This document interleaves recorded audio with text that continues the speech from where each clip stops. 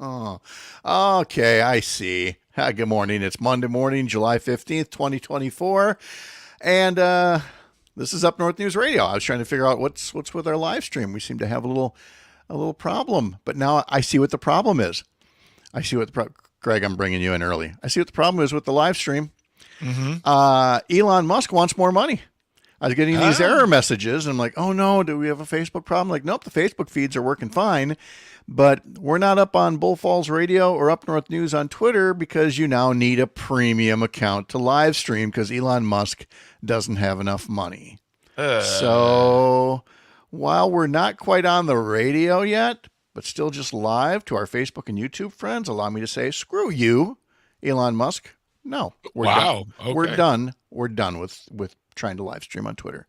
That's it. Thank you for letting me vent. Appreciate that. You're welcome. I'll go Glad back over here I now. could help. Yep, I'll go hide behind this slide. Hey, good morning, everybody. Welcome to Up North News Radio for this Monday, July 15th, live on the radio at 6:06, live here on social media, well, Facebook and YouTube anyway, right now. Where today we, of course, are going to have the latest confirmed information about Saturday's shooting at a Donald Trump rally in Pennsylvania. We'll offer another reminder about maybe taking down the heated rhetoric a notch or two, but also to be mindful that this did not happen in a vacuum, and this is not a both sides issue when it comes to who's been embracing the kind of rhetoric that inspires violence. In our second hour, we will look to talk to Deborah Cronmiller from the League of Women Voters about those two proposed amendments to the Wisconsin Constitution. Kristen Lyerly at 6:30, Selena Heller at 6:50, and again at 7:05, talking about the stories that she's working on for Up North News. And then, instead of Terry Bell as our usual Monday person to wrap up the show, we're going to go to Todd Alba, who is live at the scene of the Republican National Convention that kicks off today. So, all that said, except for those poor folks on Twitter, the rest of you can join us in just about 3 minutes across the Civic Media Radio Network or here on social media. See you soon.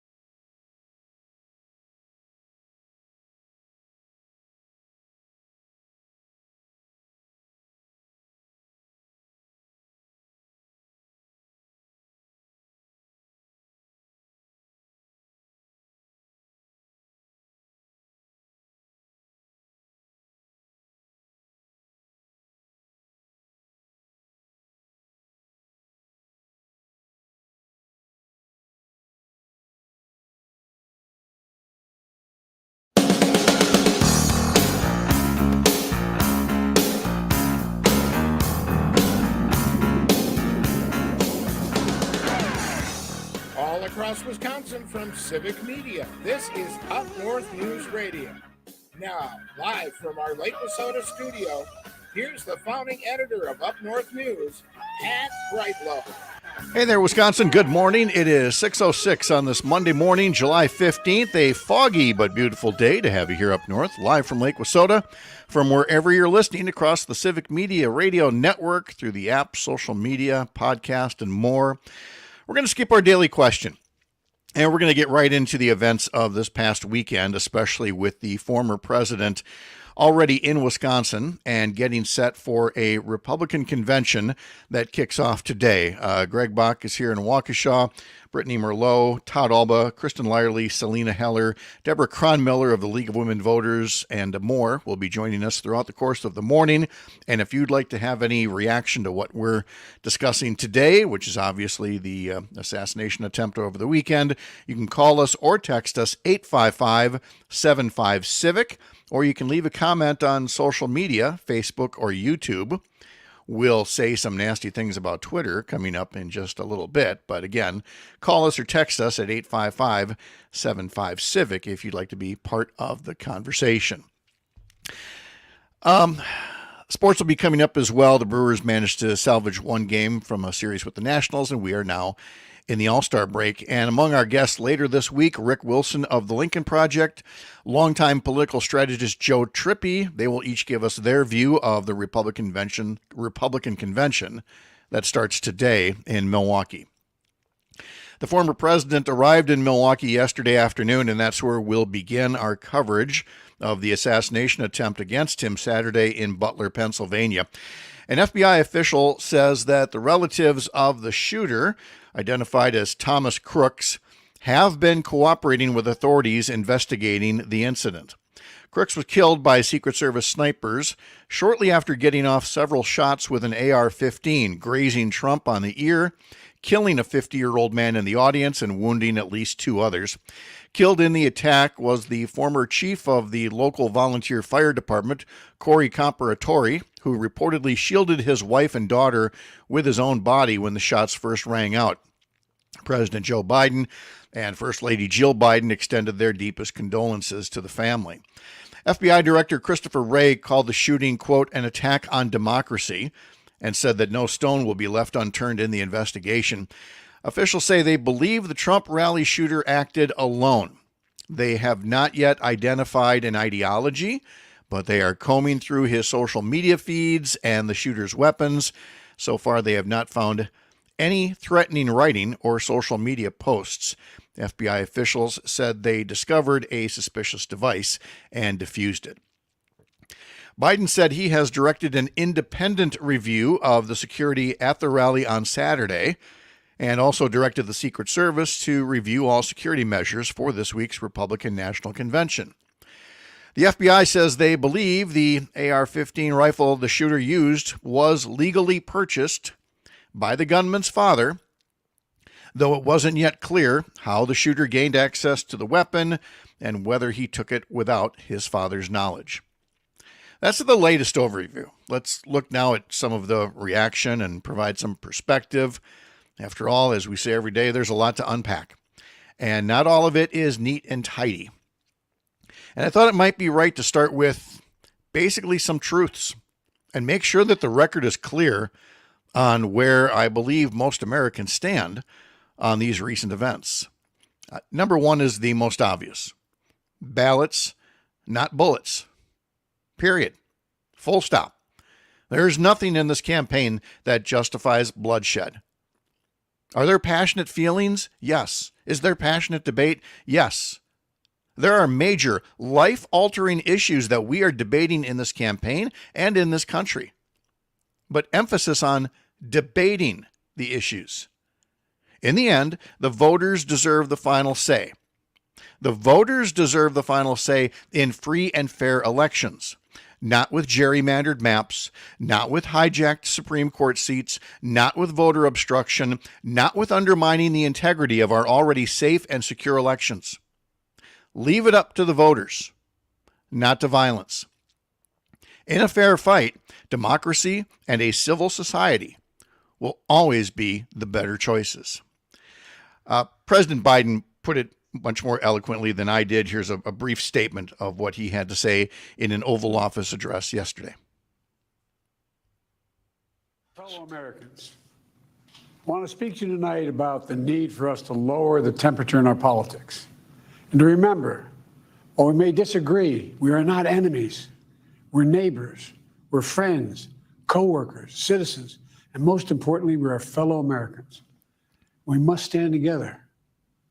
Yesterday's shooting at Donald Trump's rally in Pennsylvania calls on all of us to take a step back, take stock of where we are, how we go forward from here. That's how you express it. Whatever your view of him, Joe Biden does not have to make any excuses for his past remarks. He's never had to say he was just joking about political violence. He sticks to the issues and says we should be unified when we can and let the voters vote when it's time. Which leads me to point number 2. And I want to be clear about this. Violence has no place in our society. Neither does violent rhetoric. This is not a chicken and egg exercise where we don't know who went first. There is no both sidesism to be had here. The record is clear on which people and which groups were talking first and most loudly with violent undertones or even explicit violence in their rhetoric. Normalizing that kind of fantasy talk releases a monster you cannot control. You may think it's only words, and you may think those words, if anything, would be used against your opponent when you're circulating pictures of Joe Biden being hogtied or you're laughing about Nancy Pelosi's husband being attacked. But let's be clear, anything that normalizes violence has the potential to bounce back against the very people who first started joking about violence. So let's try to say it again to the certain part of the population who needs to hear it most. Take it down a notch. It may lead to harm against someone you're joking about or against someone you support. It's not necessary.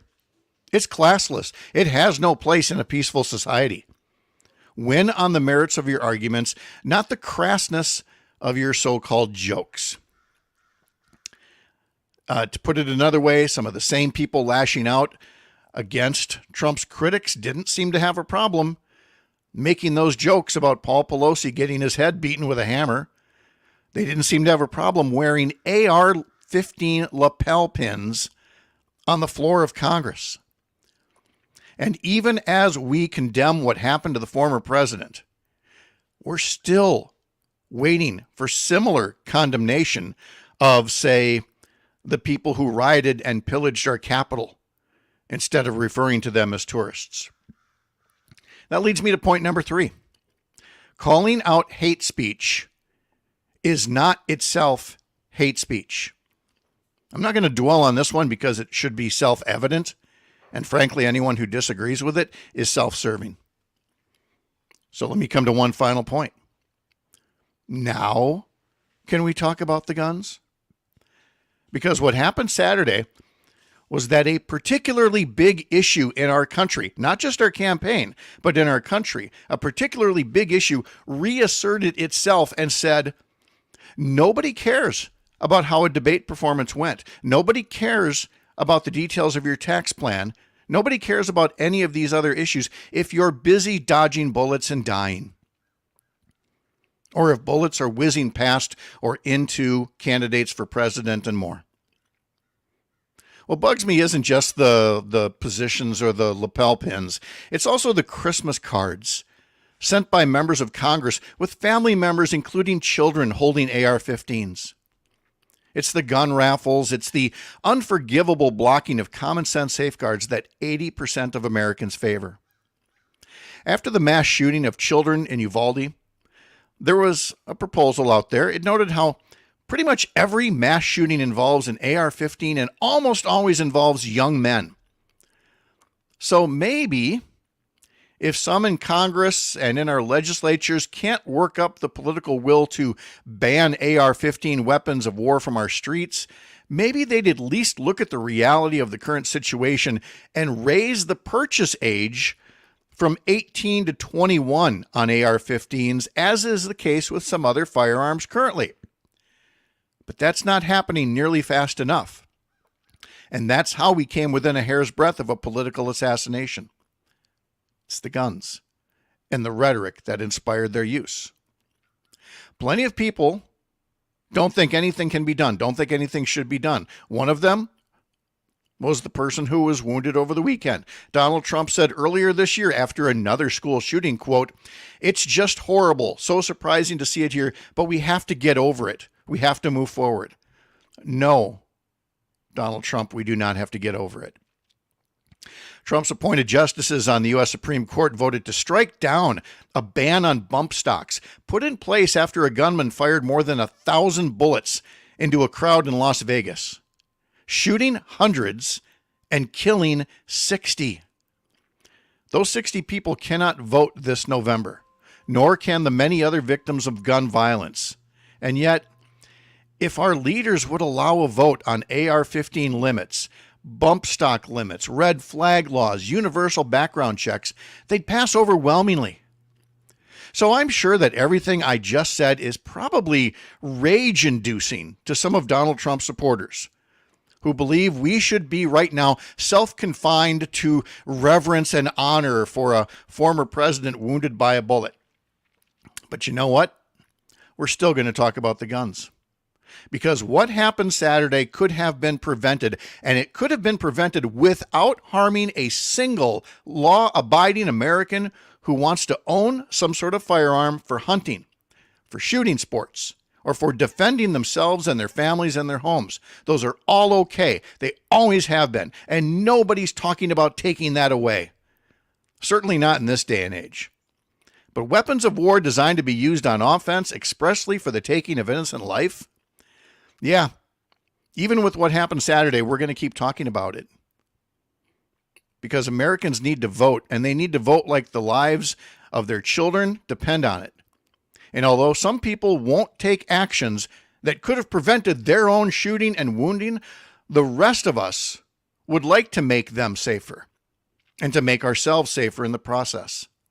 That's what Americans do. We'll get into sports and much more about the weekend and the Republican convention coming up, and certainly your calls or text if you'd like to share them as well. Wherever you're listening across Wisconsin on this Monday morning, July 15th, when you're here, you're up north. I'm Pat Kreitlow.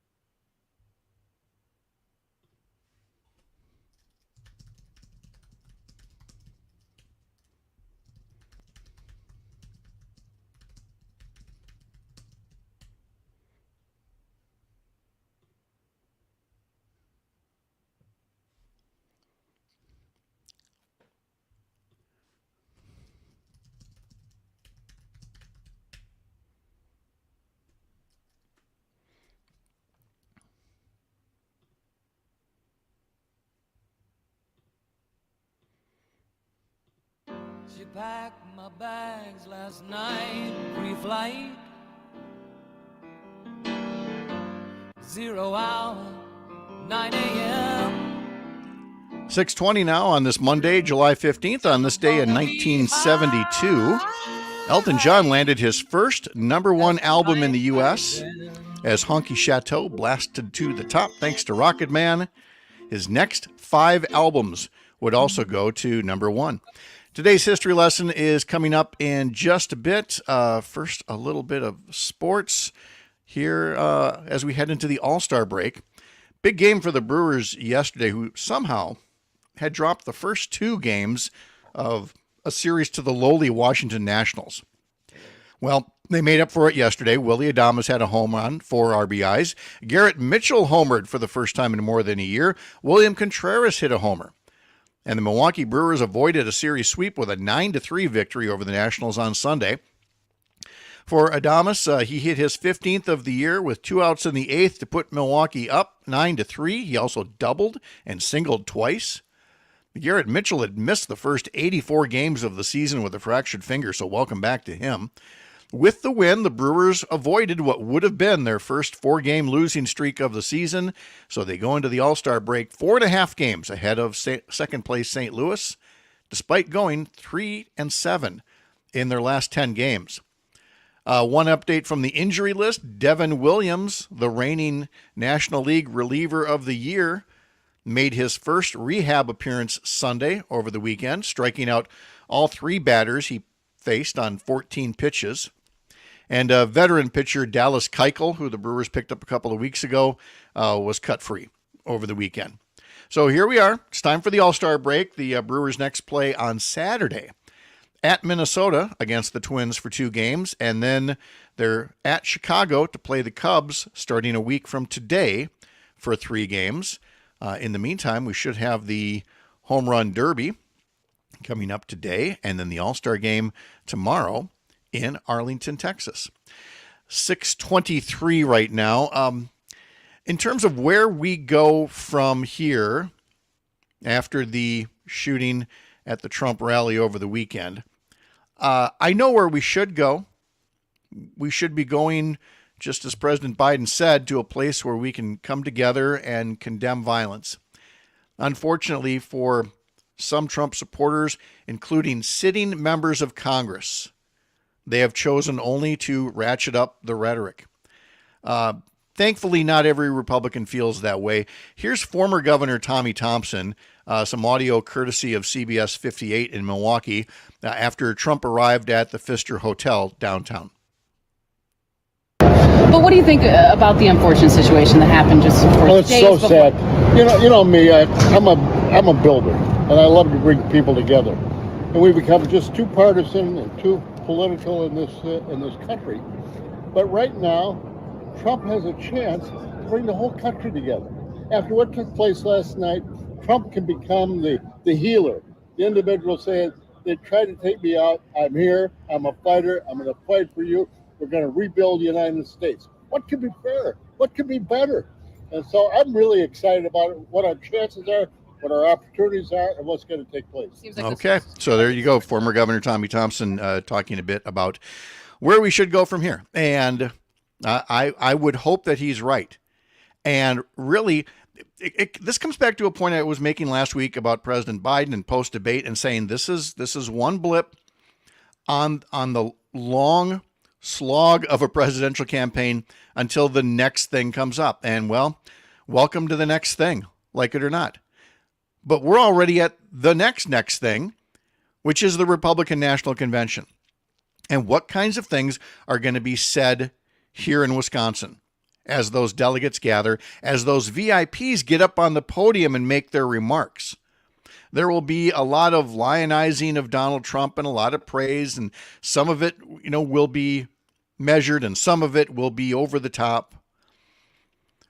I worry about some of the assessment of blame that's going to be put there, not just for the sake of, assessing blame, but for the sake of whether it's honest or not. And so we're going to monitor all of that. We've got Todd Alba out there. He's going to be doing his noon to 2 show from the convention site this week. Civic Media News Director Terry Bell is on site there as well. We're going to have coverage all throughout the week. And you'll be able to follow that on all of the shows here, including Up North News Radio, early mornings, not just on the Civic Media Radio Network, Greg, but on Facebook and on YouTube and on the app and on podcast. But you know where you won't hear today's show, Greg? Where's that, Pat? That'd be Twitter or why not? Twixer or whatever this dumpster fire is now called. Poor Greg got to watch me right from the get-go get a little animated because I click a button every day that starts the live stream that sends this radio show through these tubes called the interwebs to places like, the Up North News Facebook page, the Up North News YouTube page, the Civic Media Facebook page, the Bull Falls Radio in Wausau Facebook page. And also has always sent it to the Up North News Twitter site and the Bull Falls Radio Twitter site. But up comes a little note today that says, we're sorry, if you want to stream live on our platform from now on, you have to buy a premium subscription. Billionaire Elon Musk would like some more of your money, please.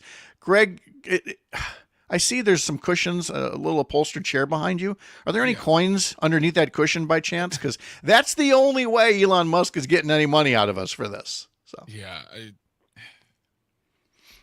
it's not surprising. I mean, every time I try to do something there, I'm like, is it going to be premium only? Do I have to be premium to do this? Will I have to be premium in order to like mute an account or block someone? Or yeah, they want to push away everybody that's not going to want to pay to be there.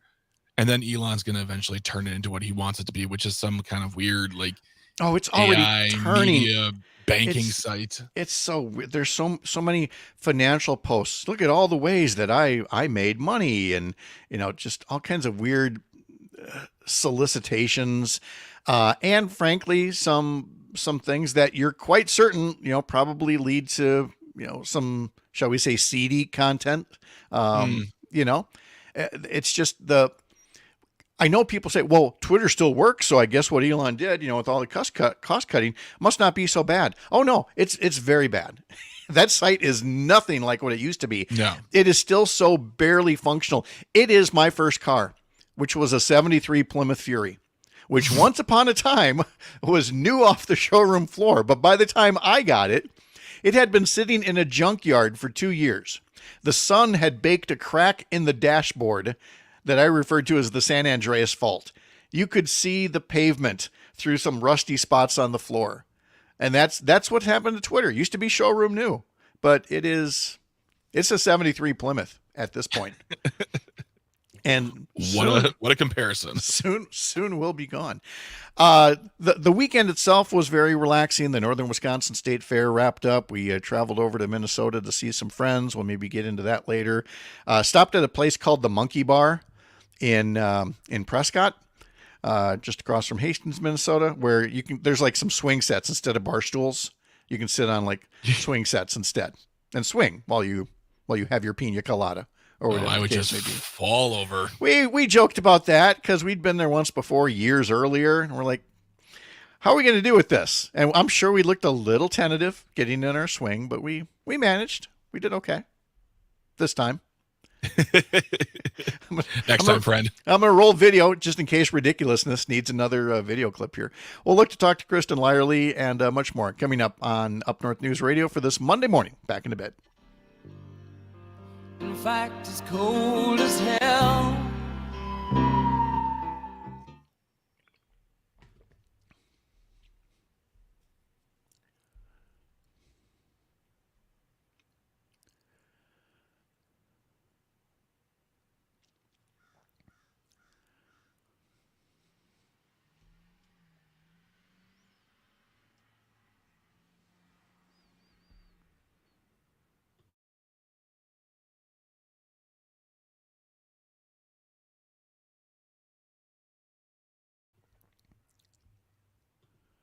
Working on it. Oh, good. It's you this time.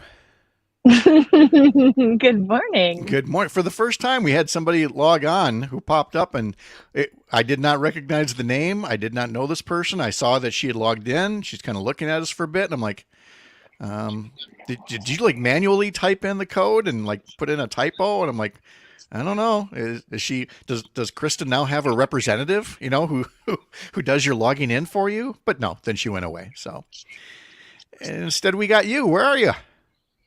Eagle River. Eagle River? I love Eagle River. What brings you up there? Yeah. Just a little vacation with Craig's family. Oh, sweet. Cabin, camping, camper. Wild Eagle Lodge. Oh, sweet. Okay. So did you get to relax a little bit? I just got here yesterday. Okay. All right. How long will you be? Till tomorrow. Okay. And let me guess, if I said, are you going to get to relax and do a whole lot of nothing today? I'm betting the answer is no. No, there are meetings and, Yep, things. There's a campaign thing tomorrow night. But, this is what I signed up for, and Yes. I love it. And we've got, 112 days to go. I was just going to until look at the November dates, 5th. but you have the dates. Of course you do. Yes. And you can do, you can do anything for 112 more days. Yeah, or longer. I mean, I did my OBGYN residency with Well, 4 kids under 10, and that was 4 right. years. And the way we handled the residency was breaking it up into 13-week rotations.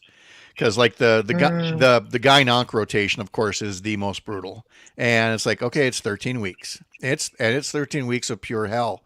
But at least unlike the people who have to, go through all of that, at least in 13 weeks, you get to do something else. So that's the great perspective, is that you may be suffering because you have to get up really early in the morning and you're learning a lot, and it's physically demanding and it's emotionally demanding and all of those things, but you are not the person who is sitting in the hospital bed trying to cope with what they're dealing with. So it really puts things into perspective. Yep.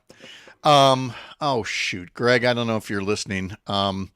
I totally did not get the Glenn Grothman speech lined up. I'm gonna sneak you a link, and then we'll play a part of it, and then we'll get into it. Glenn Grothman made a speech all about, again, blaming women for emasculating men, and women are responsible for the breakup of the family and all that. So let me get you that link really quick. Sorry, not sorry. Pat, I already have that. We used it last week, so. Oh, good. Okay. Let me just. All right. Because we haven't had a chance to talk to Kristen about that, so that was where we were going to start today. But Kristen's eager to talk about that.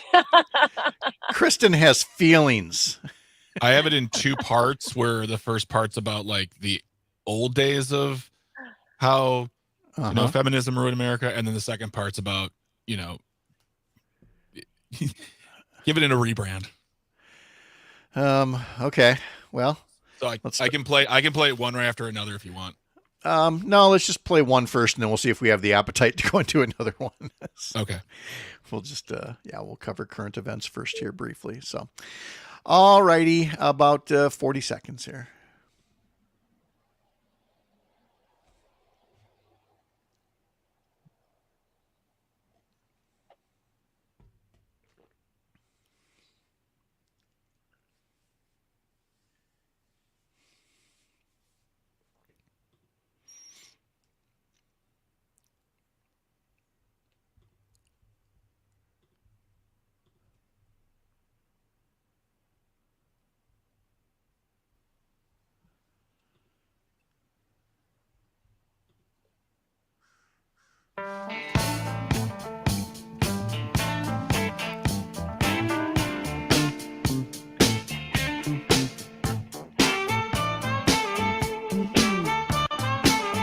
Rolling Stones album Some Girls hit number 1 this day in 1978.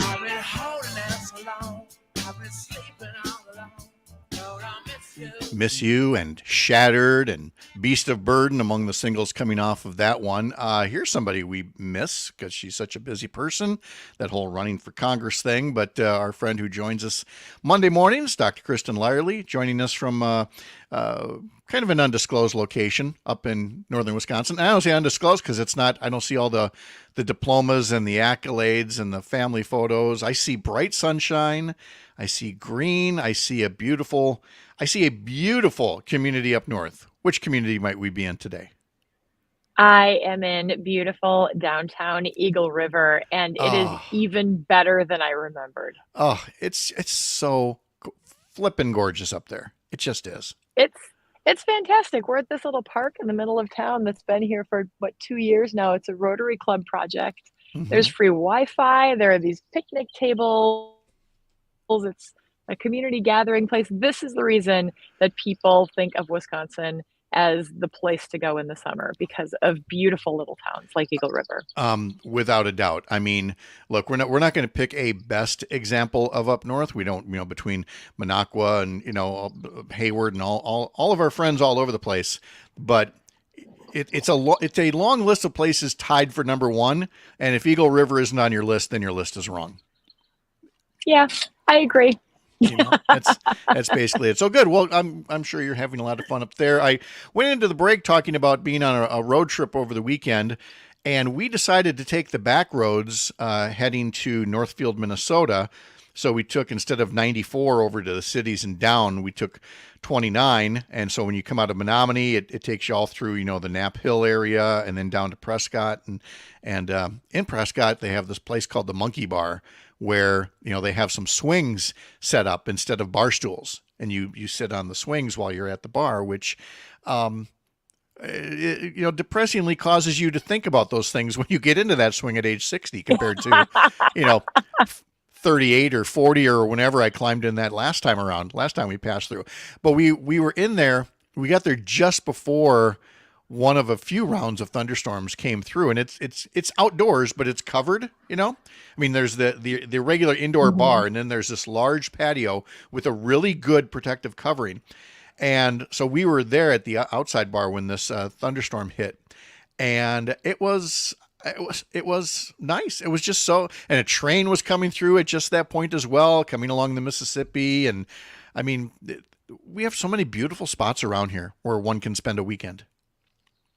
Sometimes you just have to put it all away and sit in your swing at the Monkey Bar and listen to the rain and the train. Yes.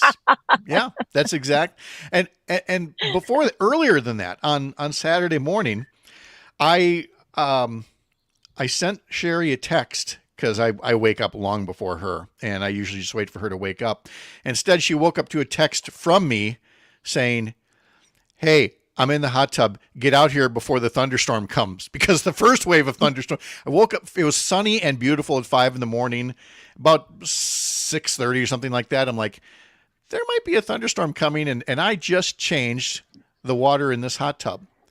And can I explain the difference between a clean, fresh hot tub full of water versus what it's like after 2 weeks with the grandkids using the hot tub? Can we just connect the dots ourselves? We laugh about it because, I mean, their parents, our two daughters, know very well my frustrations when they were teens. I would be taking that garden hose to clean out the hot tub filter, in between water batches. And the glitter and all the other Bath and Body Works projects, products that would come washing out of there. It's just, and now instead it's just kind of dirty because the one kid was, chasing crayfish in the river all day. And, there was like a beach at the bottom of it in terms of the sand and everything. There's nothing like when you change that out and it's just fresh, whether it's a hot tub or if you've got a swimming pool or whatever you've got. Man, fresh supply of water is always the best. Your family would have glitter in the filter. My family would just have mud. That's the difference between having daughters and sons. Yep. So yeah, that's when I sent a note to Sherry. I'm like, if you want clean, fresh water, you got to come now before the next thunderstorm comes in here. Look, we know what kind of a weekend it then became. I was out to dinner with friends when, the news of the shooting in Pennsylvania first came in. Kristen, by nature of what you do and what kind of an advocate you've been, you are not a stranger to threats or concerns about, some of the darkest people that are among us. I am sure that the news of what happened in Pennsylvania on Saturday night didn't just roll off your back, shall we say. I think we have all been shaken by this, no matter, even though we are a very politically divided country right now, no matter which side you're on, political violence is never the answer. It should never be taken to the point where physical harm happens. And we see this sometimes, not to this degree. This is obviously historic and shocking and just so bad for so many reasons. But even now, we've had a day to process and think about it. I know that the Biden campaign just went on pause. We received information to just take a break. We had parades planned the following day, and we decided to sit it out and just, think about what's important and how we can focus on bringing people together and bridge those divides instead of continuing to create that division that's separating us and that's making it so hard for so many of us right now. It really is, because of the number of people who have decided to normalize that kind of rhetoric, or even just again, just kind of shrug off the violence. It just sets the stage for the next time through. And yet, having said that, I do believe, like you, that there is common ground to be found with people who, how do I put this the right way? I've said this about my friends and neighbors here in Chippewa County who are either leaning Republican or quite Republican. We like to debate. We like to have disagreements. It would never would it lead to violence. And so that's what I'm saying is we just want to get back to the point where we can have a good disagreement in this country. That's when we're at our best. Not when we're all singing Kumbaya together, but when we're having a good conversation. You don't agree with everything that the person you love the most in the world believes. Like, disagreement is normal. So for me, I felt like this was an opportunity to reach out to some people who I have so much common ground with, but maybe politically we disagree, just to make sure they're okay. I texted a friend of mine who's at the Republican National Convention with the Republicans. She is a big supporter of Donald Trump. We know where each other stands. She knows I'm running for US Congress. We've known each other for decades. She's okay. But it meant a lot to her that I reached out, and it was important to me to do that. And, we can all do that, because ultimately we're all neighbors, we're all humans, and we all need that connection. Yeah. I mean, there are so many times that I think any two people one would stop for the other and help them change a flat tire, and never even think to ask, well, before I help you out, are you a Republican or a Democrat? That's not how we work here, which is where we're going to jump off now and switch gears to the things that we can disagree on, and do so in a rather spirited way, because we're going to talk about Republican Congressman Glenn Grothman, who makes a lot of speeches on the floor of the House of Representatives, and made another one last week. And look, Glenn Grothman has in the past expressed his, shall we say, lack of appreciation for feminism and the things that he thinks have destroyed the American family. It's just that the way he put it last time around, a week or so ago, got some national attention because it's, let's play a little Glenn Grothman, shall we? I asked people what's different about today, what are the problems today. I think the number one thing is they feel the breakdown of the family. And when I asked them why they think there was a breakdown of family, maybe they say vaguely a decline in the importance of religion. But actually, there are people who all along wanted to destroy the family. Okay, if you look in the 60s, the feminist movement, Kate Millay, was anti-family. A goal of the feminist movement was to get the man out of the family. Angela Davis, let's play stop. Superstar. I think we can stop it right there with let's go back 2 points here. I'm not aware of anybody who wants to break down a family. I'm not aware of anybody who wanted to take men out of the equation. Here's what I'm aware of. I'm aware of things that were done in the 60s that helped get women out of abusive marriages. No-fault divorce, more communication about domestic violence and how it's wrong, and make it so that if women wanted to leave an abusive relationship with their kids, it didn't mean a trip to the poorhouse. That's not breaking up the family. That's strengthening the core of a family without the abusive partner. Yeah, I'm left listening to him and thinking, why? And that's my personal experience, Pat. I mean, that actually happened in my life. My mom was in a situation where, women couldn't have bank accounts back in the day. And my father was an abusive alcoholic. She needed for us to leave for our own safety. And she didn't have that option because of what was happening in this country. So exactly what you said, it took her a hell of a lot of courage and support. Thankfully, she had family support. So we were able to do what we needed to do to be safe. But I mean, for Glenn Grothman to have this this fantasy idea of what it was like, this mythology of the 60s that's so Ozzie and Harriet, that's just really not a reality. No, and it rarely was. And now let's get back to the things that we know we can disagree about. Glenn Grothman used the phrase in that floor speech that he made about, the goodies for mom. And that moms could make, $30,000, $40,000. And so what did they need a man for? I think it is absolutely fine if we want to disagree on the level of public support that somebody should get. We heard from Tommy Thompson earlier. We can disagree on what is the right amount of, working hours that somebody should have if they want to qualify for payments, things that we used to call welfare. Leash Saunders writes in, says, I have said this many times, no fault divorce saved my life and the lives of my children. She says, we grow when we disagree. We all continue to learn, So true. It is. So we can have those debates. I'm good with those debates, but to just disparage all feminism, I think, is to really miss the message of why it came to be in the first place. And as the mom of 4 boys, I ran this statement by my kids and they all just shrugged, like, this doesn't make any sense to me.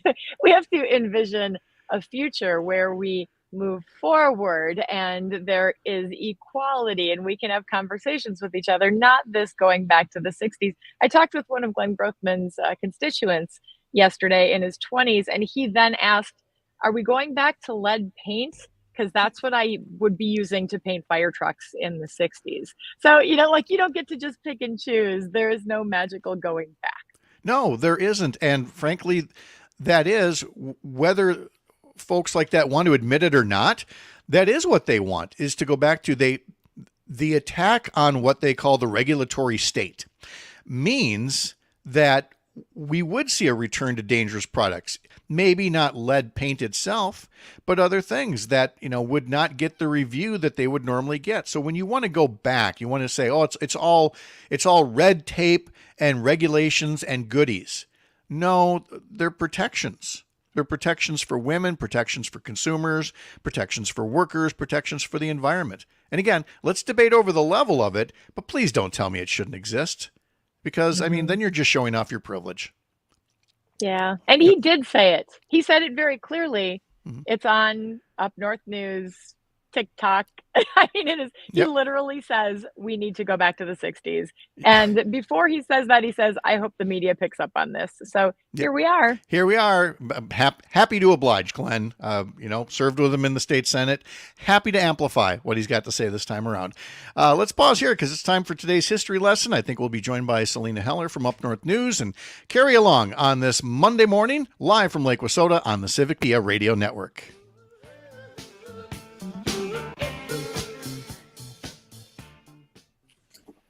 And there she is, right on cue. How are you? Good. How are you? Good. Yep. All right, Kristen, I don't know who gets the credit, if it's you or Craig or one of the boys, but you framed that up just perfectly. Sun's right over there. You got enough shade on you over there. Somebody's got a TV eye over there. Yeah, don't look that way. It's so bright. I love it. Yep.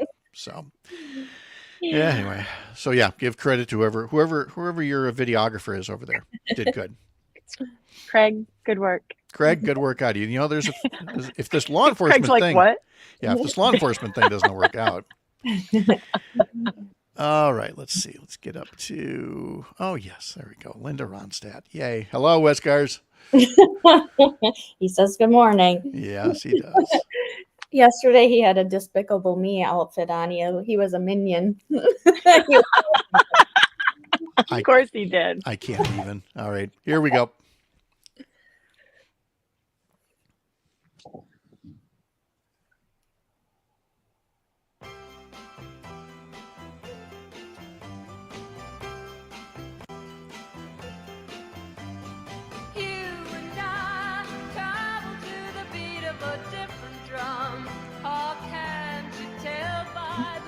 There's some folks, like, did we appreciate them enough in their prime? And Linda Ronstadt is one of the first that comes. I hear that voice now, and there's just nothing like it. Linda Ronstadt was born this day in 1946, which makes her 78 years old today.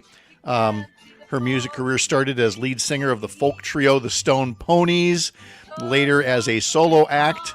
Her backup band, Greg, was pretty good, right? They had some talents. Don Henley, Glenn Fry, Never heard of them. Yeah, would go on and start their own little band called the Eagles. So happy birthday to Linda Ronstadt. Selena Heller joins us as well for today's history lesson. How are you doing? I'm well. All right. Well, we found Kristen in Eagle River. We talked about me bar hopping through Prescott. What about your own weekend? Any highlights? Oh gosh, the Northern Wisconsin State Fair. We had a day there. Mm-hmm. We watched the new Despicable Me 4 movie, so that was fun. Today we're going camping. Camping? Tent? Yeah. Oh wait, you've got a pop-up, right? A little pop-up, yeah. Oh yes, that's right. Okay. Did you really say you dressed up the cat as a minion? Yes, I wish I had the outfit down here because we've been looking forward to this movie since it was announced. So we were decked out in Minions attire, even whiskers. Oh, that's funny.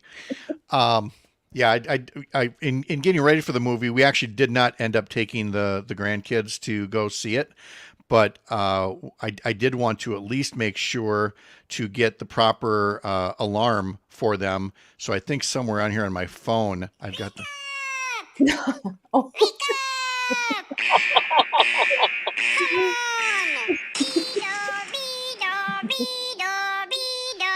You'd be amazed how teenagers really respond to that, when you set that for them. So I would respond to that. Oh yeah, I got to go. We got to go see that movie at some point here. Happy 72nd birthday to David Pack, lead singer for Ambrosia. No, it's not Yacht Rock Friday, but you're going to feel like it could be by the time we get done with all the music today throughout the course of the morning. David Pack was born in Huntington Park, California, and we'll hear another Ambrosia song later on today. There's more than one Ambrosia song? Oh, yeah. There were 3, 4 of them that were out there. Yes, absolutely.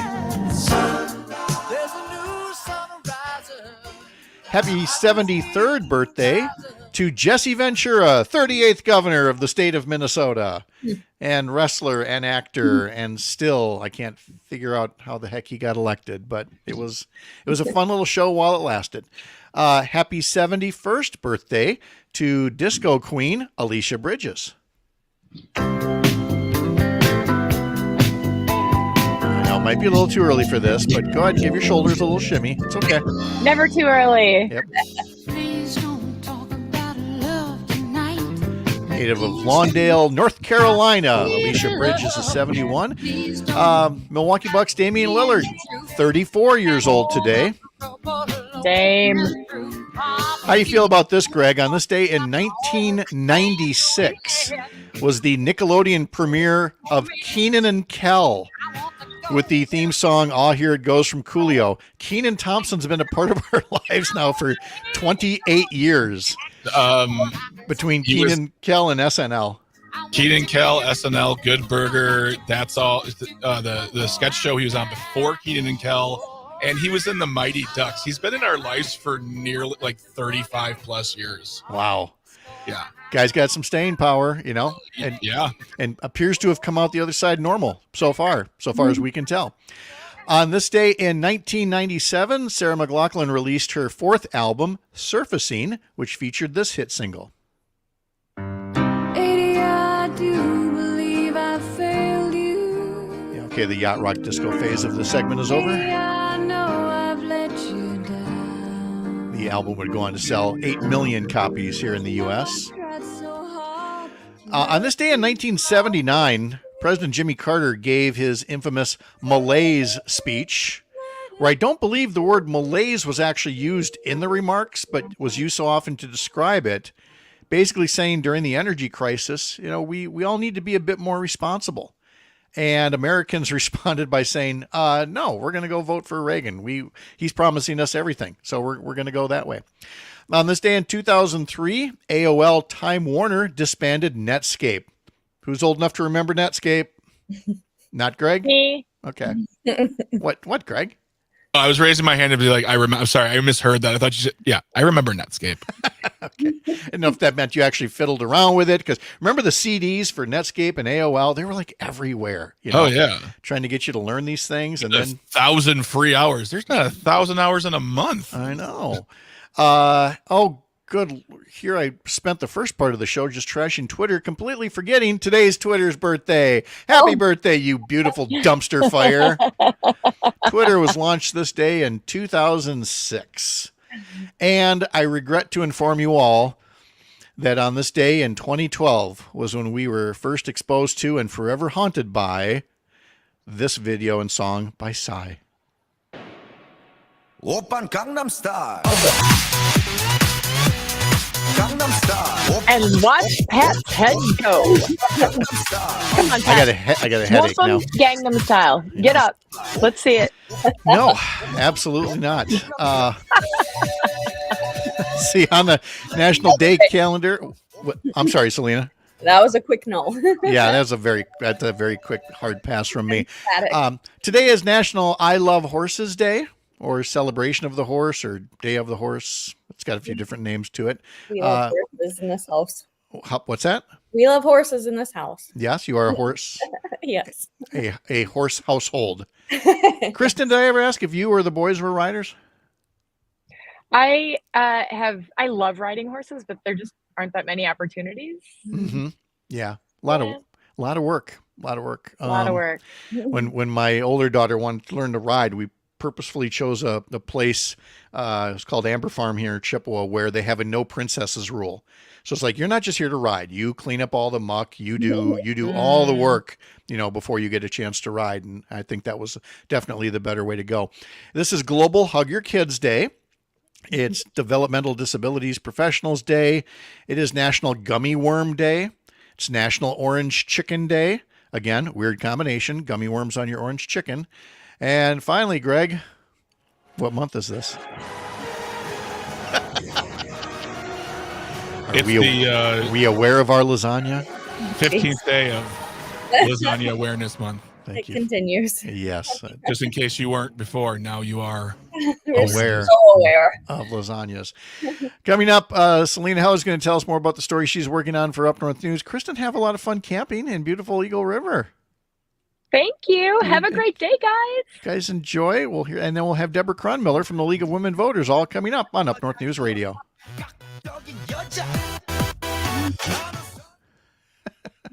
That would be a great video, though, where we could superimpose Pat's head on Psy doing the dance. Mm-hmm. Well, you know what? If we can do the the heads on sticks, the little birthday hat thing, we can do anything. Oh boy. All right. Okay, I got to go get Selena's audio and then get ready for Deborah here. So, Kristen, have fun. Mm-hmm. Enjoy it. I like our Mondays. Stay in touch. Okay. All right. See ya. Bye.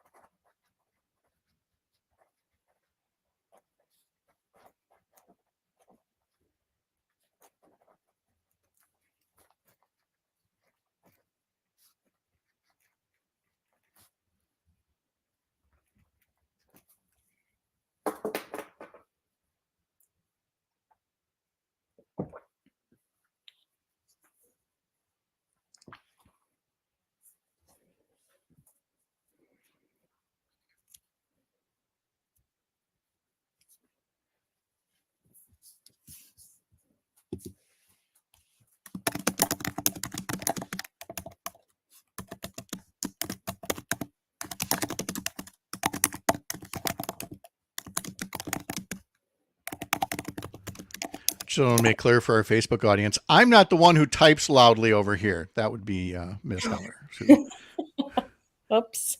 decided not to mute herself, but to share her typing prowess with you all as she angrily bangs out an email saying, "Stop mocking me during the commercial breaks." I had me muted too, and I undid it. It's okay.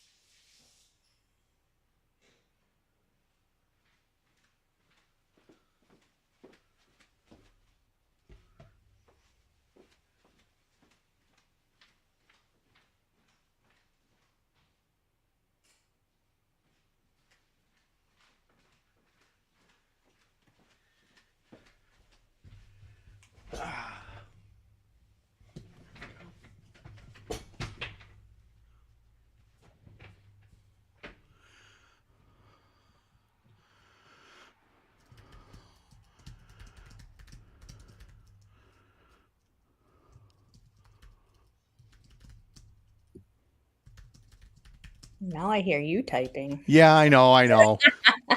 All right, here we go. 5 seconds.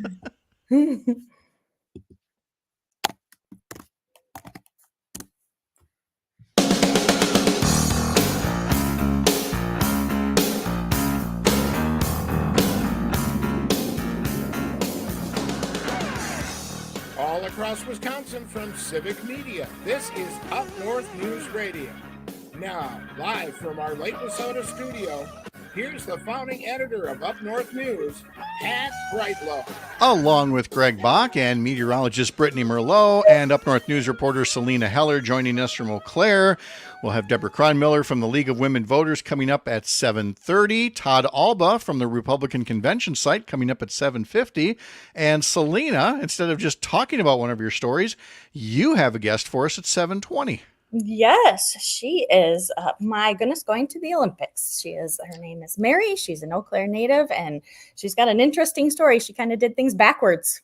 So she won the gold medal first and then took No, you think you start out like when you're really young, and then you have this kind of a path set out. Well, she started in her sport, weightlifting, when she was 27. So, wow. Yeah, it's quite a story. All right. So there you go. We'll be talking to Mary. What's her last name? Tyson Lappin. Okay. We'll talk to her coming up at 7:20. But Brittany is here right now to tell us about a forecast that is very foggy here on Lake Wissota after plenty of rain and thunderstorm activity over the course of the weekend. How are we looking to start the week there, Brittany? No, it's going to be a little rocky here today still as well.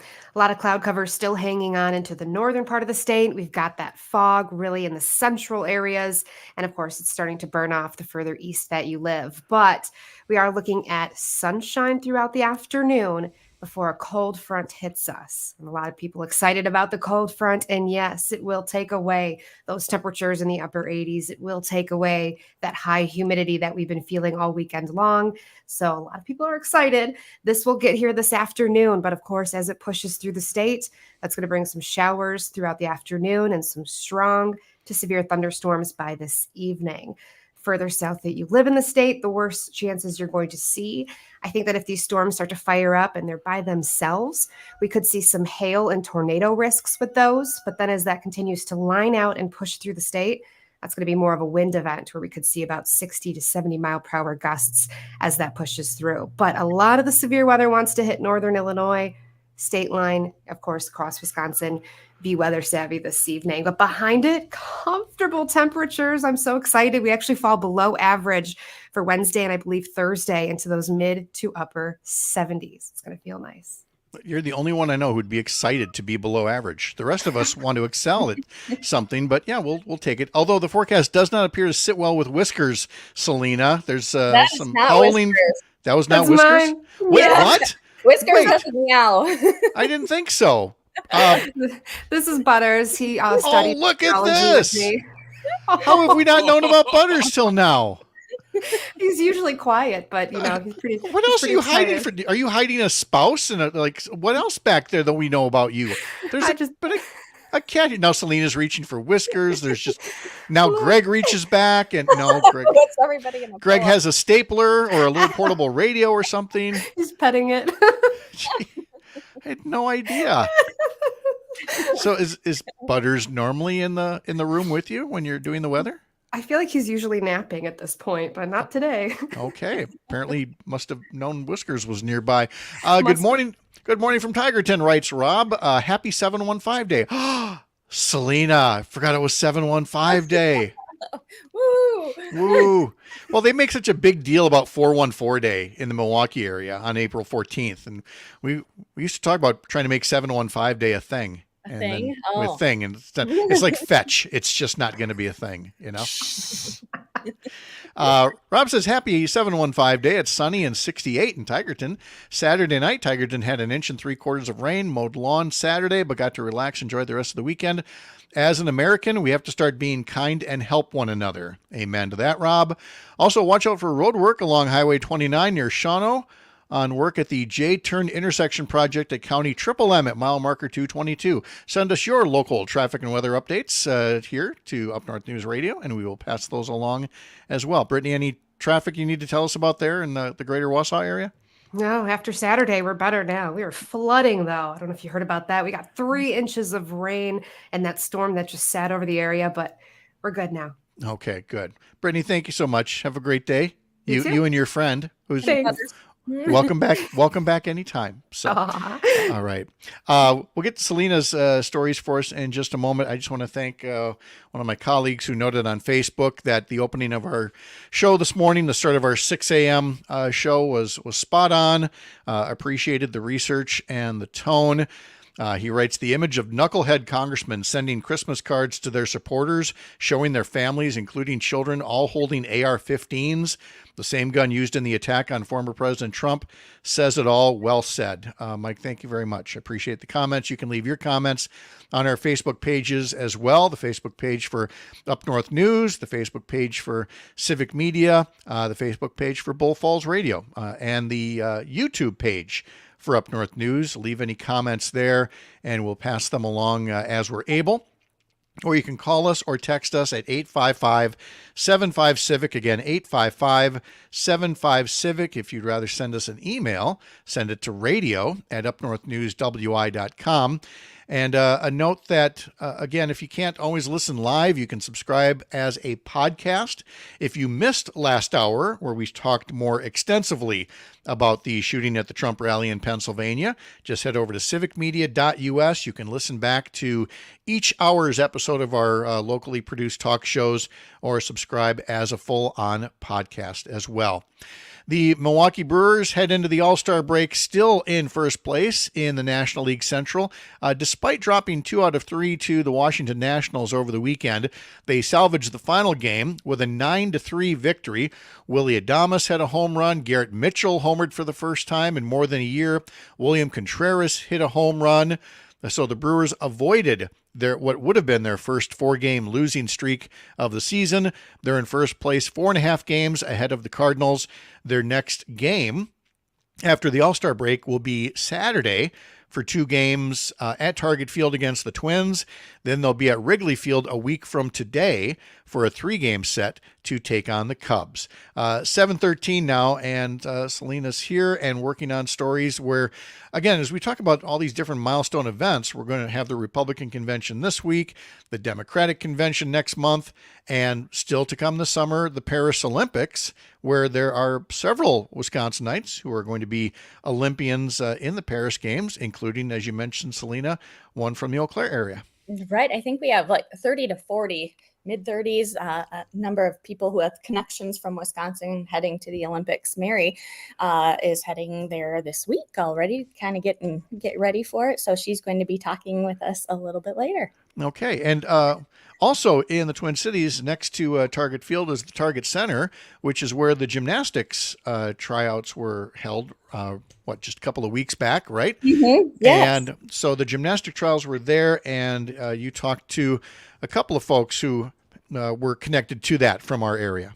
Well, right. And, a lot of my stories have to do with education. And so I've been lucky enough to go into a lot of summer schools this summer. And a lot of them have Olympic themes, which is really neat. So they're learning all about Olympics, all these kids ahead of the Olympics. So they'll pay attention to all these cool stories of all of these athletes. So they get to talk to these kids. So last week, they had an athletic trainer come, and he got to be a volunteer at the U.S. Olympic team gymnastic trials in Minneapolis. And he is an athletic trainer with the Mayo Clinic Health System here in Eau Claire. And so he got to train with the likes of Simone Biles and Suni Lee and all of those wonderful athletes and watch them. And just as what he said, it was just a phenomenal experience. And Ben Rockwell was the name, right? Ben Rockwell. And this is what Ben had to say about that.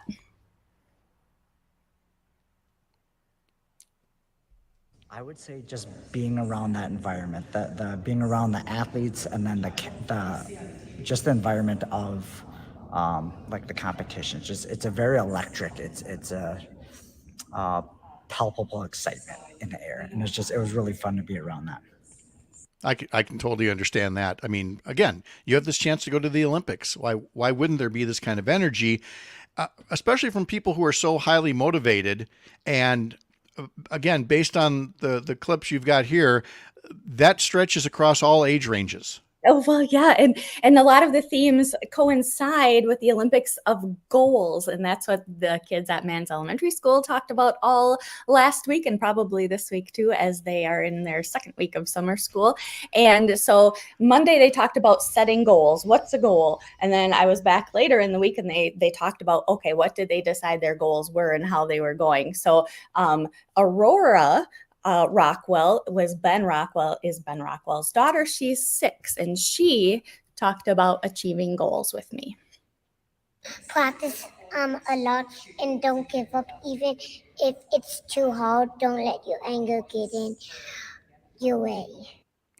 Yes. Let's just cue that up, and let's just play that. That could be like our close every day. Is just play. Can you play that again? Practice a lot and don't give up, even if it's too hard. Don't let your anger get in your way. I love it. I love it. I know. Craig is. We're moved. That's such a great thing. She was the best. All right, so we're gonna talk to Mary after the break here. So while we've got a moment, we've got a comment on Facebook from Lauren saying, "Yes, this week my summer school class is doing an Olympic theme. Can't wait." And so my question for you, Ms. Heller, and you, Mr. Bach, would be, and this is assuming you could do all the conditioning and everything. We're not showing up in Paris the way that we are right now. What would be your Olympic event? And it could be summer or winter. And I think mine would be some kind of, track and field type events. Again, I'm no Bruce Jenner. We're just going to leave it at that. And, but those are the things I might do. What about Selena? I'm going to guess gymnastics. I would love gymnastics. Yeah, mm-hmm. I think gymnastics. Okay. Greg?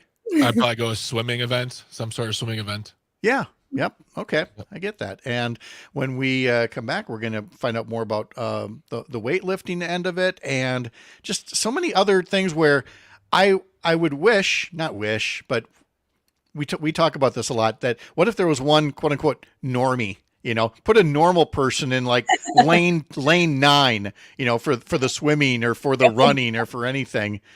And we'll ask Mary if we could do the same thing for weightlifting, although I suppose there'd be more than a few ruptured hernias and things like that if we tried. So let's give that a go with Mary when we talk to her.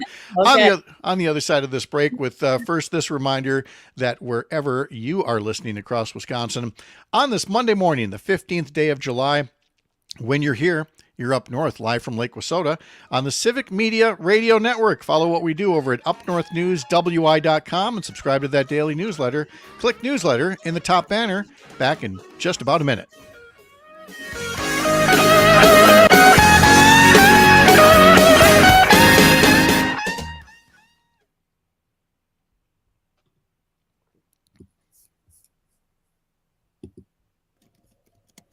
Good morning, Mary. Oh, yay, Mary. How are you? Good. How are you? Very good, thanks. Mary, say your last name for me. I was just going to ask that. Tyson Lappin, so like a hard T. Okay, yep. Very good. Okay, sounds good. We will, we got about 40 seconds yet, so we're good here. And so now you are on the U.S. Olympic team for weightlifting? Correct. Yep. Okay. Okay. I leave on Wednesday already, so. I know. Wow, that's very exciting. Okay, so we are good to go here. So we're going to get going in about 15 seconds.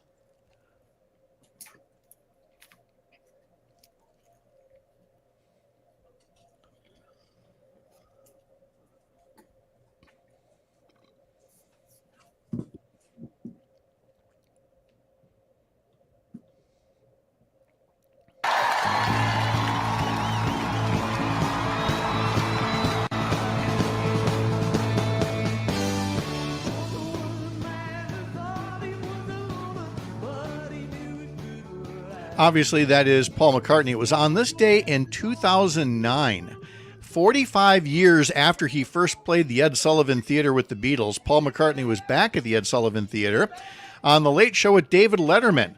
And that afternoon, McCartney went up on the theater's marquee and performed to thousands of onlookers in Manhattan from the marquee there. Also, one other historical note I thought was, we had a couple different musical notes that weren't like records to play, but little clips to play, like Paul McCartney there at the Ed Sullivan Theater. On this day in 1852, look, nobody remembers anymore. Ted Mack's Amateur Hour was like it was the American Idol of its time. And in 1952 on this day, the contest was won by an 8-year-old girl, a prodigy by the name of Gladys Knight. Give a little listen.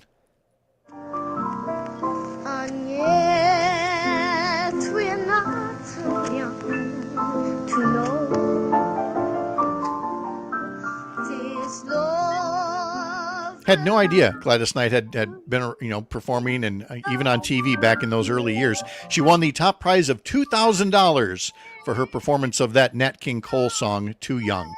All right, back on Up North News Radio on this Monday morning, just about 7:22 right now. Selena Heller back with us and covering many stories about Wisconsinites in the Olympics, and brought with us today an Olympian from the U.S. Olympic team for weightlifting. Selena?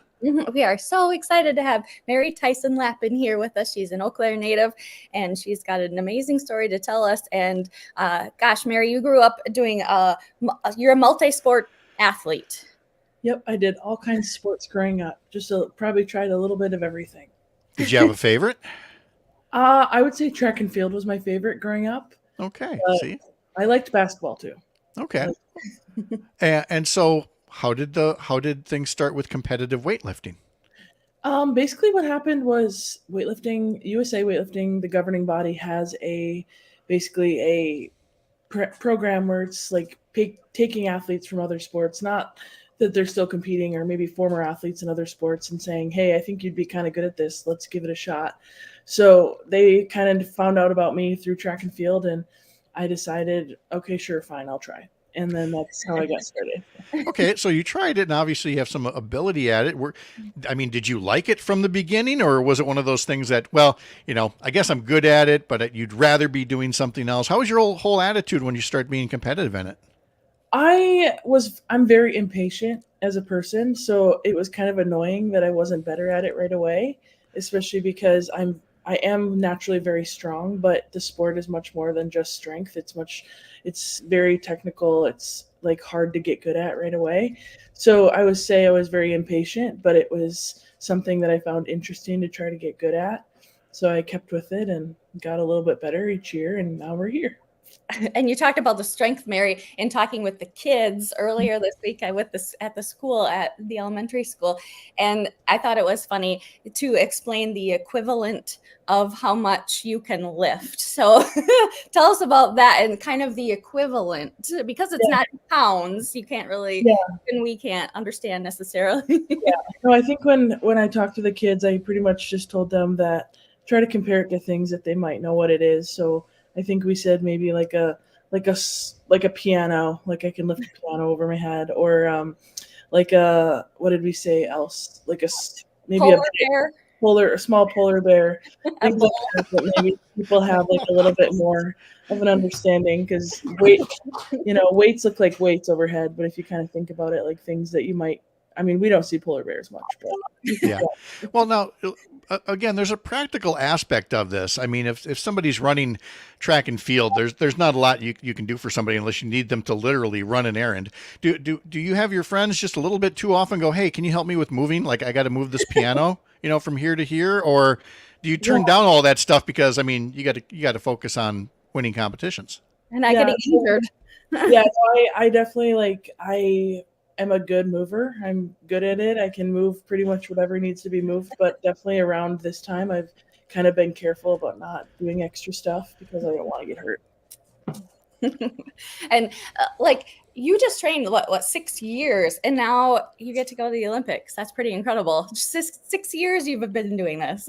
Yeah, a little bit more than 6. Okay, like 6.5 or so, but still, a lot of the people that I lift with have been doing it since they were kids and whatnot. So I got started a little bit later in life, and it ended up working out. Well, it seems to have, just looking here at the info, that says you won the silver medal at the 2023 World Championships in Riyadh, Saudi Arabia. You won the gold medal for the women at the 2023 Pan American Games in Chile. You're a 2-time gold medalist at the Pan American Weightlifting Championships. So, I mean, this isn't something you just stumbled upon. This is something you gotten pretty good at. Yeah. No, it's definitely, like you said, I'm still impatient with myself, but try to just, I like competing a lot. That's something that I've always loved doing, whether the sport was whatever it was. Actually, I love competing. So I just try to do my best. And how did you feel being approached, to talk to groups of school students and things like that? I like talking to kids. I think it's kind of fun. I think that weightlifting has been really good for me, and I've kind of made a career out of it for the time being and whatnot. But I think that it's important for me to do the other stuff, like talking to kids and, trying to be a role model and things, not just showing them to be strong, but trying to be confident and trying to find sports that are a little bit different. So I think just trying to do my part in the whole sport, not just lifting weights, I think is kind of important for me. And you sometimes give a message out about body image too, right? Yeah. I think with the internet, we see these model type bodies all the time. And I think it's important to see that there are other healthy bodies that might be bigger and might be a little bit different than yours. And I think especially with kids, that's important to see, because I didn't have the internet when I grew up, so thank goodness, honestly. But just seeing different types of bodies on the internet when kids are exposed to so much now is, I think, kind of important. How does that strike you in a social media age where, it's no longer, fan mail is not something that comes in an envelope. You get instant feedback on social media, probably as you're competing. Yeah. Is there guidance that's given to you and other athletes about maybe just staying away from the comment section, or do you actually enjoy engaging with folks? I've definitely enjoyed engaging with lots of people. I've made a lot of friends, and I've made relationships that would never have happened if it wasn't for the social media stuff. But at the same time, to be completely honest, I have not been on Instagram since basically April. I hired someone to run my Instagram just because I can't always be reading the comments, because 99% of the comments I get are very, very nice, and there are people building me up and giving me confidence and being really nice to me, but there are ones that are very, very mean. So those are the ones I need to stay away from, and there's enough of them where I just kind of stay away for a while. But And you leave right away on Wednesday.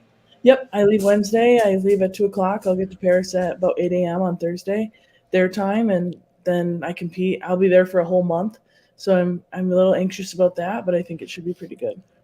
Tony writes in from Ashland. What a great segment. See, I'm giving up to the minute feedback. Yeah, Tony, we get it. Thank you. And yes, it was a great segment because we got a great Olympian here who's going to do some wonderful things. So, Mary, thank you so much. Enjoy it all. Soak up the experience, and we can't wait to follow your progress. Good luck with everything. Thank you so much. Cheering you on. Thank you. Selena, thank you so much, too. You have a good start to the week. And when we come back, we'll talk to Deborah Cronmiller from the League of Women Voters about August constitutional referendums for you to vote on. After this, you're Up North.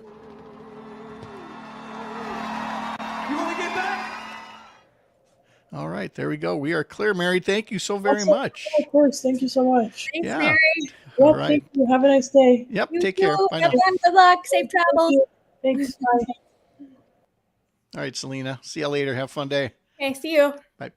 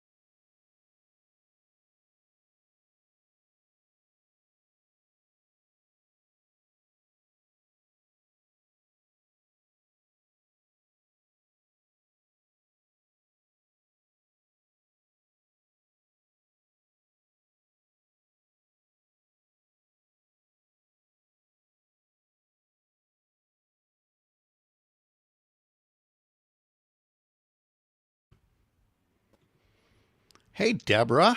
Good morning. How are you? I'm good, thanks. Welcome back. Thank you. Nice to Sorry have about the you. mix-up last week. Oh, no, between the holidays and everything, it was, that's happened before. We're totally good with that. So we're good just to talk about amendments and anything else that you have going on between now and August? I'm sure it's just about the amendments primarily and just reminding people to vote. We're doing obviously push to get out the vote. This is the first actual election that's going to have competitive races in a really long time here in Wisconsin. So I'm excited about that. So, okay, sounds good. Let's Let's see, and I'm just looking at the website. So it's my.lwv.org/Wisconsin. Yep. So let me get that in there here as well. There we go. lwv.org.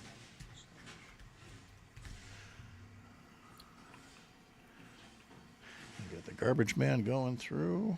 Got to do their jobs. I know. And okay, never mind. Let's see, we're going to get going about 1 minute from right now. So I'm going to pop this back up here. I'm going to mute myself and get some final notes, and I'll be back with you in just a sec. All righty.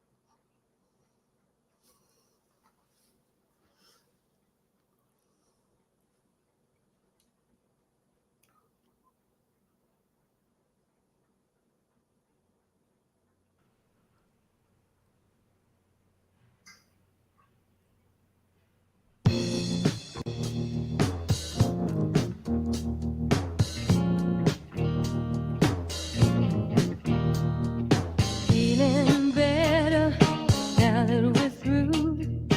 Feeling better 'cause I'm over you.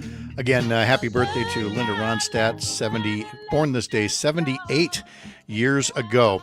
Of course, this is the day that starts the Republican National Convention, and Civic Media will be there. We'll talk to Todd Alba from the convention site coming up in about 15 minutes, and Civic Media will have special event coverage each evening this week from 7 to 8 p.m. News Director Terry Bell will be live on location, and Todd is doing his noon to 2 o'clock show from there. And along with talking about the Republican convention and talking about the importance of voting this November, comes the importance of voting this August. It's something we've talked about a couple of times already, and we're going to continue to talk about because these are important issues that are worthy of your time to go vote on August 13th, even if there isn't some other kind of big marquee primary like there are in some districts around Wisconsin, but not all of them. And so it's worth your while to learn about the issues and go vote on August 13th, which takes us to one of our favorite groups because they are about nothing but democracy. And go vote. And that, of course, would be Deborah Cronmiller from the League of Women Voters of Wisconsin. Deborah, nice to have you back. Good morning. Good morning. Thanks so much for having me. Oh, it's so good to have you here. Again, in part because of just the ongoing advocacy and frankly, for all of the talk about elections, we haven't actually been asked to vote in large numbers for a little while here. And now we've got two biggies coming up before the year's out. We do. And, August primaries oftentimes are lower turnout elections. And the league has been advocating for years and years and years that, people really should come out for the primary. The primary is where important decisions are made. Who's going to make it to that final ballot? And in this particular election, we also have two critically important amendments to the Constitution questions. And that is, frankly, not an accident that they're on a, historically low turnout election ballot. But, what we want to see is that everyone comes and everyone makes their voice heard. And that's how our democracy really thrives. Right. And so, yes, you can put up a constitutional amendment proposal in the August election, even though it is, has much lower turnout than November. But if you put it up there on purpose, there might be some motivation why you do that. It might be something that is not particularly popular if it were put up for a wider vote. So let's talk about the substance of these constitutional amendments. What is it? What would be the impact of what legislative Republicans proposed for changes in the Wisconsin Constitution? What I think they're trying to achieve is actually bringing more power to the legislative branch of government versus the executive branch or the judicial branch. And, our Constitution for years and years has laid out what the separations of powers should be and have historically been. Our governor has had the authority for over 90 years to allocate federal funds.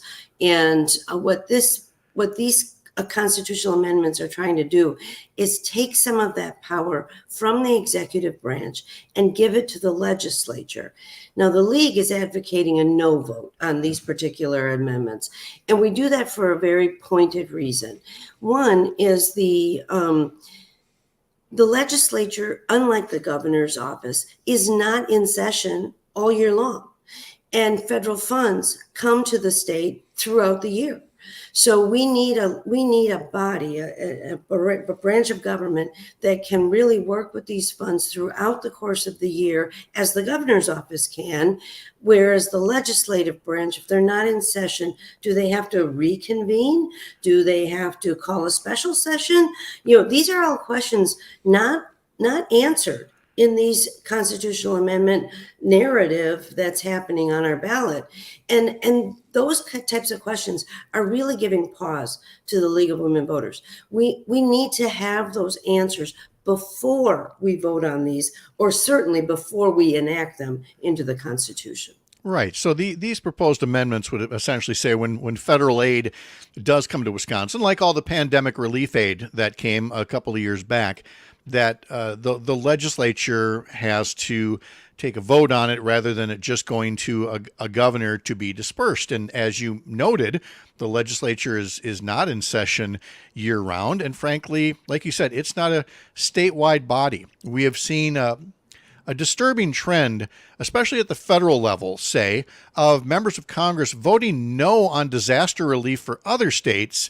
But then, of course, when disaster strikes their state, now suddenly they're looking for federal relief. And, I worry that you would have that same potential here for a legislature that would be fragmented, whereas you have a governor who's looking out for the whole state. Correct. And consequently could. Because the legislature, Deborah, already does have a budget making role. I mean, they already control a wide swath of how our tax dollars are used, right? Absolutely. And in creating the state budget every other year, the legislature plays a very significant role. As we saw in the last budget cycle, the budget that the legislature put in front of the governor was probably not a budget that the governor, many members of his party, probably really thought was the best budget for Wisconsin. But the governor knew this was the budget that was going to be able to be passed, and he in fact signed it into law. And so the legislature has a huge authority in allocating our tax dollars. And from my standpoint, the legislature is not nimble the way the governor's office can be. And, in the end of June, we saw very severe storms move through southern Wisconsin. There was tornadoes, there was flooding, and the governor could immediately respond, ask the federal government for emergency relief. Now, our legislature wasn't in session then. And I wonder, were this law, were this constitutional amendment in effect at the end of June, would the legislature have been so fast in asking the federal government for relief? Would those homeowners and municipal leaders in those communities have had access to those dollars as quickly? Because in Wisconsin, it's the governor who makes that call out to FEMA. And it's the governor who makes the decision as to what areas of the state have been significantly impacted by natural disasters, and he can enact or put into action that relief-seeking measure. And by the way, this isn't all theory. This is in practice. This is a legislature that in 2020 was one of the least active in the country at a time when there would have been this need to disperse pandemic relief aid. And we have certainly, Deborah, discussed multiple times on this program how this legislature, as we speak, is sitting on $125 million of money they budgeted themselves to clean up PFAS contaminated water in Wisconsin. But even though they approved the money, they refused to release it. The same can be said for Chippewa Valley hospitals. Weren't there like tens of millions of dollars that could have been used for the opioid epidemic as well? That, again, this legislature, for either political reasons or a lack of being nimble, one or the other, take your pick, it is maybe not up to the task of what they're asking for in these constitutional amendments. Right.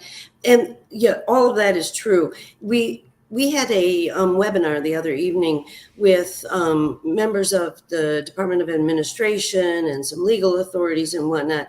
And what we learned in that webinar was that the Department of Administration is very significantly involved with the administration of so many federal grants that come to Wisconsin. And I have to tell you, I got the impression that a government agency, the Department of Administration, is really quite afraid of this particular constitutional amendment passing, because their authority comes into question as to how the state can properly administer these funds that do come to Wisconsin. And keep in mind, federal funds aren't just for relief from tornadoes and that sort of thing, but it's also the COVID relief. It's also so many of our big, longstanding, large federal grants that fund our SNAP program, the child welfare program. There's just so much money that comes from the federal dollars. And keep in mind, these are our dollars. Wisconsinites have paid these dollars in taxes. The federal government is returning them to us, and we need to, spend them appropriately for our state. And, it's just a shame to think that Wisconsin would lose out on the receipt of federal dollars that we've paid in and we should get back. And, because a legislature is incapable or not able to ask for those dollars appropriately. Well, not able or not willing, which is probably what led to a joint statement, not just from the League of Women Voters, but many other groups who are urging voters to show up on August 13th and vote no against these proposed constitutional amendments. And they include Common Cause, Chippewa Valley Votes, Expo of Wisconsin, GROW, Law Forward, Oregon Area Progressives, Progress North, Souls to the Polls, the Urban League of Greater Madison, the WAVE Educational Fund, Wisconsin Democracy Campaign, Wisconsin Fair Maps Coalition, Wisconsin Faith Voices for Justice, Working Families Power, Wisconsin Voices, and Power to the Polls Wisconsin. Deborah, every one of these groups is made up of people who basically pay attention to these big issues so that everybody else doesn't have to. And in so doing, provide what strikes me as a rather informed opinion of whether a proposal, or in this case, these two proposals, are good or bad. These sound like informed opinions from informed groups. Right. Well, and our partners like the League really believe that the system we have in place right now is the best system to serve Wisconsin. We have an accountable governor, and I just, there are 132 members of our legislature, and holding 132 people accountable to the decisions that constituents want is much more difficult, I think, than holding one governor accountable. And we have that power in Wisconsin right now.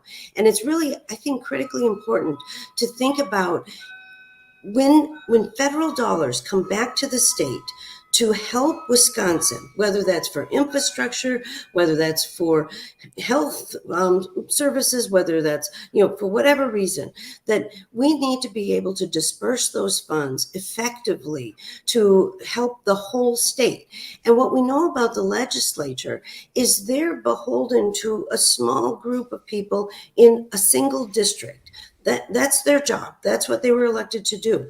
And will a person elected in, say, Racine or Chippewa or Green Bay be as accountable to the whole state as the governor is, because he's a statewide official? And then finally, of course, we know that the state Supreme Court has reversed a decision from a couple of years earlier and is allowing drop boxes again. There was also a temporary injunction allowing email delivery of accessible absentee ballots for voters with print disabilities. So what I'm hearing from the League of Women Voters is just ongoing advocacy for making voting easier and more convenient. These sound like positive developments, Deborah.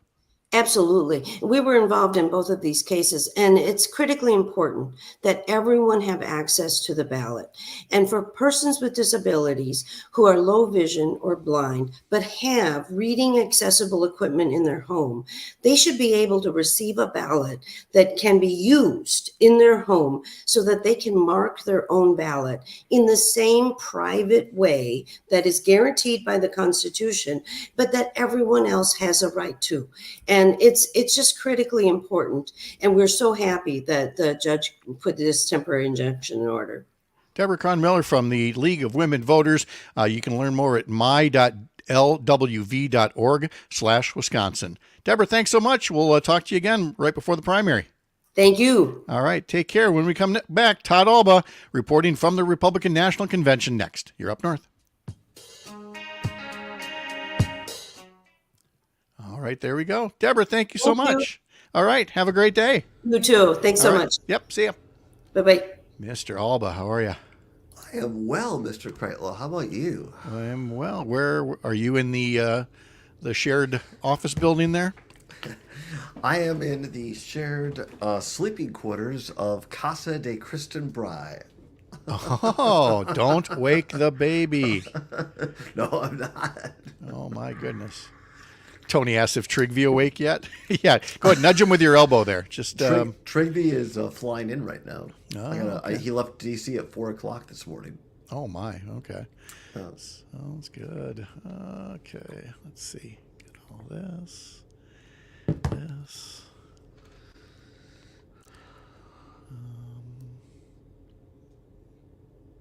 Where are you? There you are. Okay. Here we go.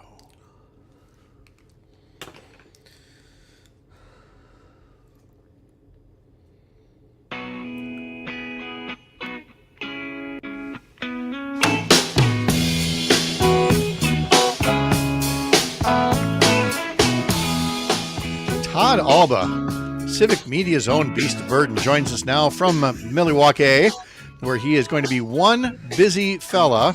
I mean, he's already getting set to cover the convention. He was up here the other day at the Northern Wisconsin State Fair. He was in River Falls on Friday. Tony writes in on YouTube, is Trigby awake yet? I mean, we just assume you two travel everywhere together, but he's not with you in Milwaukee right now. He left D.C. this morning. I got a text at 4:10 a.m. He is flying out here to Milwaukee, and if all goes well, he'll join us from Panther Arena right beside Fiserv Forum in downtown Milwaukee this afternoon. Okay. I don't have any. I'm just going to put the ball on the tee for you. I know you've got until noon when your show starts, but I had my own take on everything from over the weekend, starting off our 6 a.m. hour. Folks can go to civicmedia.us if you want more about that. Let's just say that, again, violence has no place in American politics, but let's also not sugarcoat, where a lot of this violent rhetoric came from, and be careful because something could always bounce back and bite you. Having said that, in the nicest way possible, Todd, the floor is yours for a couple of moments to give me your own instant reflections on the weekend's events. Well, I appreciate it, and great to be with you, Greg, and everybody this morning. It's going to be an interesting week here in Milwaukee. That's an understatement. No doubt that the events over the weekend in Pennsylvania with the attempted assassination of the former president have changed this thing. It's changed it in terms of the vibe here. I got in about 1 o'clock in the morning on a Friday, and from the time that we arrived on Friday until Saturday after the shooting, it's certainly a different vibe. I agree with you, Pat. It's a moment. I mean, some of us are old enough to remember the last assassination attempt of President Reagan. Thankfully, the former president, in this time, Trump, was not injured as gravely or as seriously as now former President Reagan. But I think as a country, you saw this. I thought that President Biden was absolutely gracious in his comments. He reached out. I have to give both men credit. They talked to each other privately. They haven't talked a lot about that conversation. Both sides are saying, both the president and the former president are saying, hey, let's kind of cool things down a little bit. But I also agree with you, Pat, that I think former Republican Congressman Adam Kinzinger from Illinois put it best when he said, you can be outraged about the rhetoric and you could be a Trump supporter, but you can't be both. And I think that was put very well, because as you look back at whether it's Alex Jones or whether it's the former President Trump himself, right down the line, there has certainly been a higher level of vitriol and dangerous rhetoric, in my opinion, on the right and from the MAGA side than from the left. But I'm hoping, I'm always one of those people that thinks the glass is half full. Let's hope this is a moment for the country that we can dial it down and start listening to one another instead of screeching at one another, as former General Colin Powell is fond of saying. You can't screech, you have to listen and uphold each other and treat each other like a family. And I think the biggest thing coming out of Milwaukee right now is concerns for people's safety. For those who might have friends and family down here this weekend, the perimeter itself, any place within blocks around Fiserv and Panther Arena, I've never seen a safer venue. I mean, the amount of law enforcement and that sort of thing, it'll be a safe place. The place for concern of people coming and going in, from hotels to the convention site. Also, where the protesters, where the demonstrators are going to be doing their thing. Are there quote unquote instigators like the Boogaloo Boys or Proud Boys that aren't even really technically part of the Republican Party? Do they put themselves in and cause trouble there? I think those are the things that are of concern. And Greg could speak to this either now or maybe when Matt and I are on air. It's a particularly weird time for comedians and people in the entertainment business, because you already saw Bill Maher and also The Daily Show pull out of Milwaukee this week for just different reasons, whether it's safety, whether it's like, how do we handle this thing? We can't really make fun of it, but we're not going to condone it. So these are strange times, and I think the hope is that we simply get through it safely, that the Republicans have their right to say their piece, and we report the truth. Yeah, I would say, in tossing it to Greg here, when I heard that the Daily Show was pulling out of their Monday Milwaukee show, I thought, that town just cannot catch a break. You had what happened in 2020 with the Democratic convention, and now this. Now, Greg, the laughing tap. You already had your own plans, and like Todd said, it's not easy for anybody, but especially people that want to make sure that we're looking at the lighter side of political events. Yeah, we actually had a show last night called RNC Therapy that had been produced for the past week. And the people who were going to perform actually said, do we cancel the show? And they said no, because they're smart individuals. They did not take the events of Saturday and turn it into the butt of any jokes. They did what they were going to do anyways, which just, was pre-planned. So we didn't really, I would have understood if they wanted to do that because of their reasons, and I don't need more than that. And in this situation, I get that. But we just went ahead and did it, and it was great. We had a good time, and the smart comedians know how to make light of it. And I think what the Daily Show did made sense. And I hope they come back to do shows or whatever. But when I saw them, like, yeah, it makes sense. I get why. It does. I do understand it. And look, the fact of the matter is there will still be shows, just not in Milwaukee, in part because there will be material. I mean, Todd, you can't help it. We've seen convention speakers, and some of those convention speakers are going to earn the mockery that it deserves. I was on one of the other shows at Civic this morning already, and they asked me about these theme nights. There'll be theme nights at the RNC down here. I said, I'm particularly looking forward to the Guilfoyle hair extension night, because I don't have any anymore. So the best is yet to come. So there's going to be material. And I actually think, if I have to give Trump any credit, it's that he said, to paraphrase yesterday, look, we just got to move on. And I think the more the week goes on, he's going to nominate a vice president. There's going to be the regular speeches. these news cycles today, you guys both know this better than anybody else, they move quickly. And I think as normalcy starts to take hold here at the RNC, we're going to get material and things are going to be back to normal. Well, here's hoping, because again, there's plenty of normal. No, the normal is always encouraging, Patrick. the normal is quite serious, and we do need to. Yes, you're right. We need to talk about these issues, and as I said at 6 a.m., I mean, guns are the issue. This was an issue reasserting itself and saying, hey, don't forget about me. There's something that needs to be done about the guns and the political rhetoric. I was in the shower at 6 a.m., so I'm sure I didn't hear that. But I'm not sure if you guys talked about it. One of the ironic things that Mayor Cavalier Johnson here in Milwaukee wanted to have some sort of, hey, let's tone down the guns and change the local ordinances. Mm-hmm. Ironically, the former Republican legislature signed into law by Republican Scott Walker usurped local control on any sort of gun control. Yeah. So, I mean, solutions remain tough to find. Thank you, Todd. We'll hear you from the convention site at noon. Thank you both. Greg at 10 o'clock with Jane. Up North News is the Wisconsin digital outlet for Courier, a pro-democracy news network, building a more informed, engaged, and representative America. I'm Pat Kreitlow. Have a great day. Boom.